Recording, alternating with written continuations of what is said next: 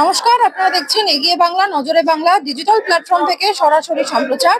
আমি সহেলী চক্রবর্তী রয়েছি এই মুহূর্তে আপনাদের সঙ্গে, এবং আজ আমরা এমন একটি খবর আপনাদের সামনে তুলে ধরবো যা সাম্প্রদায়িক সম্প্রীতির বার্তা আপনাদের সামনে নিয়ে আসবে।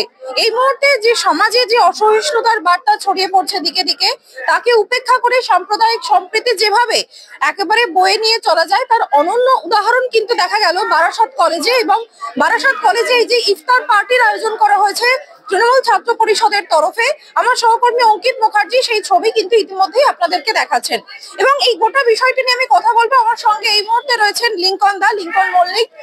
লিঙ্কন দা, যেভাবে মুখ্যমন্ত্রী মমতা বন্দ্যোপাধ্যায় সাম্প্রদায়িক সম্প্রীতি বজায় রাখার বার্তা দেন, সেই বার্তাকে বহন করে আপনারা চলছেন, এবং আজকে এই যে ইফতার পার্টির আয়োজন, যদি একটু বলেন যে কিভাবে কেন এটা মাথায় এলো হঠাৎ করে?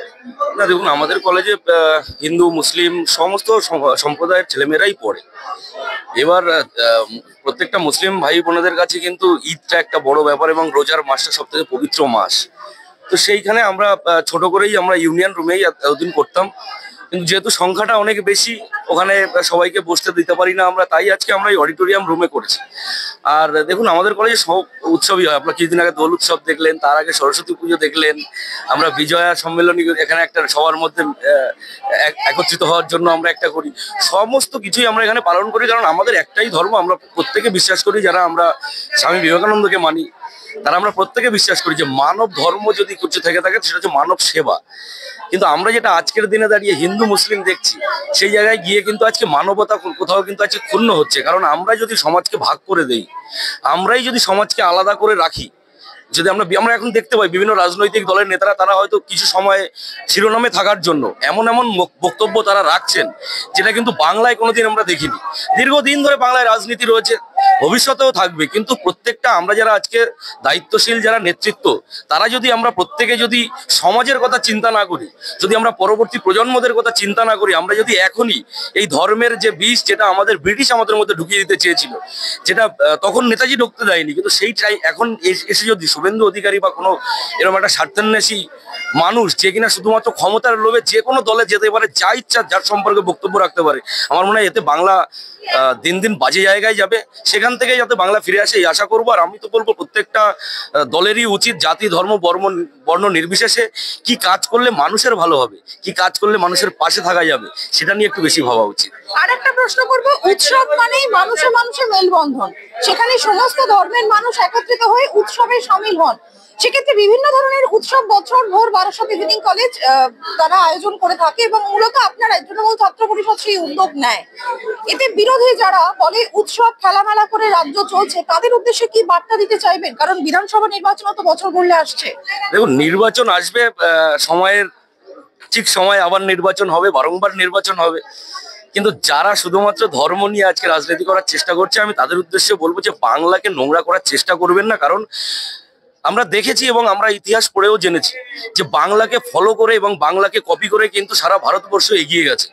সেই বাংলার যে ঐতিহ্য, সেই ঐতিহ্য যদি আমাদেরকে ধরে রাখতে হয়, তাহলে কিন্তু আমাদের চিন্তাধারা স্বামী বিবেকানন্দের মতো হতে হবে, আমাদের চিন্তাধারা কিন্তু ডক্টর এপিজে আব্দুল কালামের মতো হতে হবে, আমাদের চিন্তাধারা কিন্তু শুভেন্দু অধিকারীর মতো হলে হবে না, বা দিলীপ ঘোষের মতো হলে হবে না, বা বিভিন্ন লোক শুধুমাত্র কারণ তারা জানে আজকে একটা ভোট যখন হয়, মানুষের উচিত যে আমি আপনার বাড়িতে যাব, গিয়ে বলবো আমি আপনার কতটা অভাব অভিযোগ মেটাতে পেরেছি, বা আমি কতটা কাজ করতে পেরেছি, বা আমি কতটা করতে পারিনি, কাজের বিচারে আমাকে ভোট দিন। এটাই তো বারংবার হয়ে এসছে এবং এটাই হওয়া স্বাভাবিক। কিন্তু আজকের দিনে দাঁড়িয়ে আমরা দেখতে পাচ্ছি যে মমতা বন্দ্যোপাধ্যায় একের পর এক প্রকল্প যেভাবে করে মানুষকে যেভাবে সরাসরি উপকৃত করেছেন, সেই জায়গায় দাঁড়িয়ে তাদের ভোট ব্যাংক বলে কিছু নেই। তাই তারা আজকে চেষ্টা করছেন, যদি একটা হিন্দু মুসলিম এরকম ভেদাভেদ করে দিয়ে যদি হিন্দুদের ভোটটা একদিকে নিয়ে যাওয়া যায়। কিন্তু এখানে শুধু দিলীপ ঘোষের হিন্দুরা থাকে না, এখানে শুভেন্দু অধিকারীদের শুধু হিন্দুরা থাকে না, এখানে স্বামী বিবেকানন্দের হিন্দুরাও থাকে। এটা অবশ্যই তাদের মনে রাখা উচিত। অনেক অনেক ধন্যবাদ লিঙ্কন দাকে, অনেক অনেক ধন্যবাদ। এবং সেই সঙ্গে আরো একটি বিষয়, আজ পবিত্র রমজান মাসের 19তম দিন, এবং ধর্মপ্রাণ মুসলিম যারা রয়েছেন, সেই মুসলমান সম্প্রদায়ের মানুষরা তারা সারাদিন রোজা পালন করছেন, এবং বিকেল নির্দিষ্ট সময়ের পর তারা ইফতারে অংশগ্রহণ করছেন। এবং আজ বারাসাত ইভিনিং কলেজে কিন্তু সেই ইফতার পার্টির আয়োজন করা হয়েছে। আমরা সেই ছবি কিন্তু সরাসরি তুলে ধরছি আপনাদের সামনে। আমার সঙ্গে এই মুহূর্তে রয়েছেন বারাসাত ইভিনিং কলেজের প্রিন্সিপাল স্যার। পার্থপ্রতিম দাশগুপ্ত। আমরা সরাসরি তার সঙ্গে কথা বলবো। স্যার, এই যে কলেজে যেভাবে সর্বধর্ম সমন্বয়ের বার্তা দেওয়া হচ্ছে ইফতার পার্টির মাধ্যমে, আমরা দেখেছি বছরভর বিভিন্ন অনুষ্ঠানের মধ্যে দিয়ে একে অন্যের সঙ্গে মেলবন্ধনের আবদ্ধ থাকার বার্তা আপনারা দিয়ে থাকেন। সেই জায়গা থেকে আজকে পবিত্র রোজার 19তম দিন ইফতার পার্টি, কি বলবেন? আমি বিশ্বাস করি যে যেভাবে আমরা সরস্বতী পুজো করছি এবং সেইখানে যেমন আমাদের মাইনরিটি কমিটির ছাত্ররা অংশগ্রহণ করে পুরো পুজোটাকে সুন্দরভাবে সংগঠিত করছে, ঠিক একইভাবে আমাদের সবার আজকে উচিত যে যখন রোজা হচ্ছে তখন আমরাও একটা ধর্মের ভেতরে একটা বন্ধন তৈরি করব, এবং সেই জন্য আমি চাইছি যে এরকম অনুষ্ঠান আমাদের হোক। আমাদের কলেজে প্রায় 60% ছাত্রই কিন্তু মাইনরিটি কমিটি বিলং করে, এবং তাদের প্রতি আমাদের কর্তব্য আছে, দায়িত্ব আছে ও ভালোবাসা আছে। সেই জন্য আমরা মনে করেছি যে এরকম যদি একটা অনুষ্ঠান হয় তাহলে সবাই আমরা কাছে আসতে পারবো। আজকের দিনের যে অবস্থা, তাতে আমাদের হিন্দু মুসলমান সবাইকে হাতে হাত ধরে চলতে হবে, তা নাহলে সমাজের উন্নতি হবে না, দেশের উন্নতি হবে না। এবং সেই জন্য আজকে আমরা অনুষ্ঠানটা করতে পেরে আমরা প্রত্যেকে খুশি। এবং আপনি দেখুন যে একটা আনন্দ উৎসব হচ্ছে, সব টিচাররা আছে, ছাত্রছাত্রীরা আছে, এবং একটা ভেতরে একটা আনন্দের পরিবেশ। সেটাই যে সামান্য অংশগ্রহণ আমি করতে পেরেছি, তাদের মুখে যে একটু হাসি ফোটাতে পেরেছি, এই জন্য আমি সবার কাছে কৃতজ্ঞ এবং আল্লাহর প্রতিও কৃতজ্ঞ। স্যার, আর একটা প্রশ্ন রাখবো। শিক্ষকরাই ছাত্রদেরকে ভবিষ্যতের সমাজ গঠনের বার্তা দেন বা পথ দেখান। সেই জায়গা থেকে দাঁড়িয়ে আগামী দিনে যারা আরো বড় হতে চলেছে, যারা কলেজে পা রাখতে চলেছে, তাদের উদ্দেশ্যে কি বার্তা দিতে চাইবেন? আমি এটাই বলবো যে ধর্ম নিয়ে কোনো বিভাজন কিংবা ভেদ করো না।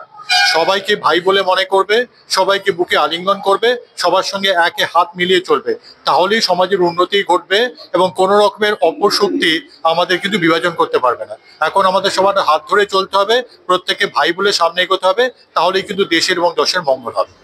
অনেক ধন্যবাদ। আমরা কথা বলছিলাম স্যারের সঙ্গে, এবং যে কথা আমি শুরুতেই বললাম যে সর্বধর্ম সমন্বয়ের বার্তা বরাবরই বারাসত কলেজ দিয়ে থাকে। আজকেও তারা তাদের এই যে প্রচেষ্টার মাধ্যমে যে বার্তা দিচ্ছে, এক কথায় বলা যেতে পারে নজিরবিহীন। এই ধরনের আরো খবর আমরা তুলে ধরবো আপনাদের সামনে, এবং সেই সঙ্গে প্রত্যেকটি মানুষকে, যারা মুসলমান ধর্মাবলম্বীর মানুষ, তাদেরকে বিশেষ করে পবিত্র রমজান মাসের তারা যে রোজা পালন করছে তাদের শুভেচ্ছা জানাই। তাদের উৎসব আনন্দে কাটুক, ভালো কাটুক, এই কামনাই কিন্তু আমরা করি। আমার সহকর্মী অঙ্কিত মুখার্জি, সাহিল চক্রবর্তী এবং কৌশিক সেনগুপ্তের সঙ্গে সহেলী চক্রবর্তীর রিপোর্ট, এগিয়ে বাংলা।